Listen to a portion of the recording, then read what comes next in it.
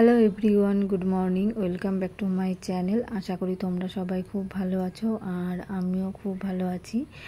Video thumbnail দেখে তোমরা সবাই বুঝতে পেরেছো যে আজকে আমার লাস্ট ডিউটি আর আমার সাধের দিনও ঠিক হয়েছে। সেই জন্য আজ লাস্ট ডিউটি করে বাড়ি চলে যাব। আর যেহেতু লাস্ট ডিউটি তার জন্য মনটাও খুব খারাপ লাগছে যে আবার অনেক দিন পরে ডিউটিতে আসব। জানি না কেন মনটা খারাপ। মানে লাস্ট ডিউটি মানে এই না যে আমি রিটায়ারমেন্ট করছি, বা জাস্ট কিছুদিনের একটা ছুটি, মোটামুটি একটা বড় সড়ো ছুটি। তো যাই হোক, তার জন্য সব টেনশান সব কিছু নিয়ে একটা মন খারাপ তো ছিলই। তাই লাস্ট ডিউটি বলে এখানে কিছু আজকে কয়েকটা ছবিও তুলে নিয়েছি ওয়ার্ডে। এরপরে জানি না কোথায় দেবে, যখন জয়েন করব বা কি হবে। তাই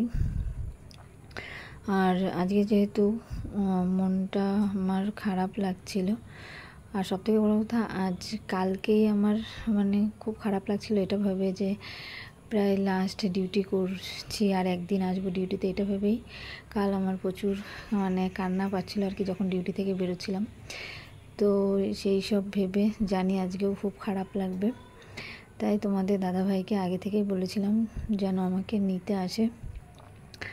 তো কথা মতো তোমাদের দাদাভাইও আমাকে নিতে এসে, আর কিছু হালকা পাতলা জিনিস তো থাকেই, মানে এক জায়গায় অনেক দিন ডিউটি করলে হয়ে যায়।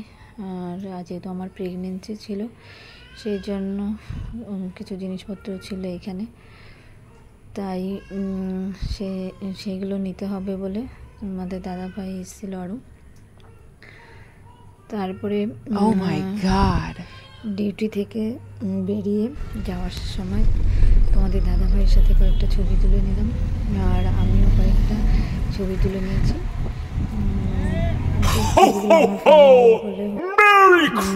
তাই ডিউটি করে প্রচুর কষ্ট হয়ে গেছে, এসে খাওয়া দাওয়া করে সব কিছু গুছিয়ে আবার ওদিনই বেরোতে হচ্ছে, কিন্তু কিছু করার নেই। অনেক সময় অনেক কিছুই স্যাক্রিফাইস করতে হয় আমাদের। আর এখন যেহেতু 9 মাস হয়ে গেছে, তো বুঝতেই পারো মানে একদিনে এতটা হেক্টিক, তো আমারও প্রচুর কষ্ট হয়ে গেছে। তো আজকের ভিডিওটা এই পর্যন্তই, ছোট্ট একটা ভিডিও তোমাদের সাথে শেয়ার করলাম।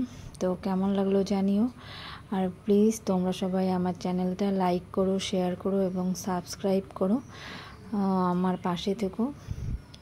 তো চলো এই ভিডিওটা এই পর্যন্তই, টাটা। এরপরে তোমাদের সাথে দেখা হবে সাধের ভিডিওতে, সাধের ব্লগ তোমাদের সাথে শেয়ার করব, নতুন ভিডিও। Thank you.